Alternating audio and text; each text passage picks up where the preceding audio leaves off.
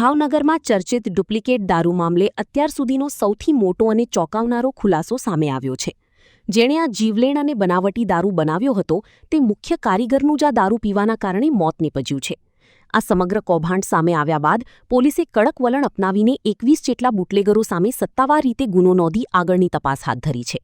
Police તપાસમાં બહાર આવેલી વિગતો મુજબ આ ડુપ્લિકેટ દારૂ બનાવવાનું મુખ્ય કારસ્થાન મુખ્ય આરોપી ગૌતમ સોલંકીના ઘરે ચાલી રહ્યું હતું. ગૌતમના ઘરે મધ્યપ્રદેશના ઉજ્જૈનથી આવેલા રઈસ, નરેન્દ્રસિંહ યાદવ ઉર્ફે ડોક્ટર અને જુબેર નામના શખ્સોએ ભેગા મળીને આ નકલી દારૂ તૈયાર કર્યો હતો. આ કોઈ પહેલીવાર નહોતું બન્યું. આ અગાઉ પણ ગૌતમે આ જ રીતે 51 પેટી જેટલો ડુપ્લિકેટ દારૂ બનાવીને બજારમાં વેચી માર્યો હતો. વર્તેજ પોલીસ સ્ટેશનના ખરકડી ગામે ઝેરી કેમિકલયુક્ત દારૂ પીવાના કારણે જે મૃત્યુ થયેલ તે સંદર્ભે પ્રથમ ઈડી દાખલ કરીને અકસ્માત મોતના ગુનાની તપાસ શરૂ કરવામાં આવેલી.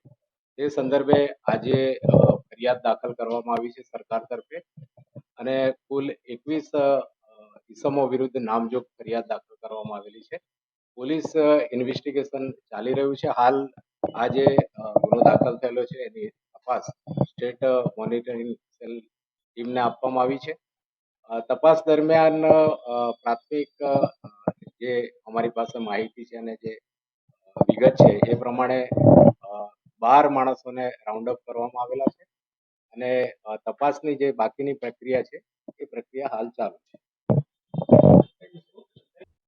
બીજી તરફ ભાવનગરમાં ડુપ્લિકેટ દારૂ પીવાથી વધુ એક વ્યક્તિ હોસ્પિટલ પહોંચી છે.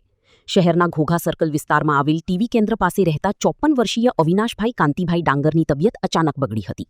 પ્રાપ્ત માહિતી અનુસાર અવિનાશભાઈએ ગતરાત્રે કોઈ કેફી પીણાનું સેવન કર્યું હતું. આજે સવારે તેમની સ્થિતિ અચાનક વધુ નાજુક બનતા પરિવારજનોએ તેમને તાત્કાલિક ભાવનગરની સિવિલ હોસ્પિટલ ખસેડ્યા હતા. હાલમાં તેમની હાલત અત્યંત ગંભીર હોવાથી તેમની આઈસીયુ વોર્ડમાં રાખીને વિશિષ્ટ સારવાર આપવામાં આવી રહી છે. ફિરોજ મલિક, ભાવનગર.